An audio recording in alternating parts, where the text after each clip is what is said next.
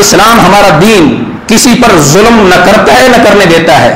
میں نے پچھلے دنوں میں ایک روایت پیش کی تھی. محبوب علیہ السلام نے فرمایا کہ وہ کافر جو کہ ہے کافر لیکن وہ کسی اسلامی ملک میں اس ملک کے قوانین کی پاسداری کرتا ہے, اس ملک کے قانون کو اپنے ذمہ میں لیتا ہے کہ میں کسی پر ظلم نہیں کروں گا, اسلام کے خلاف سازش نہیں کروں گا, کسی مسلمان کو اذیت نہیں دوں گا, جو اس اسلامی ملک کے قانون ہے میں ہر ایک قانون کو مانوں گا. سرکار نے فرمایا اگر اس کے باوجود کسی میرے امتی نے, کسی میرے کلمہ گو نے اس کافر کو اذیت دی تو قیامت کے دن رب کی بارگاہ میں اس کافر کا مقدمہ خود لڑوں گا. یہ سرکار نے فرمایا ہے. ہمارا اسلام کسی پہ ظلم نہیں کرتا.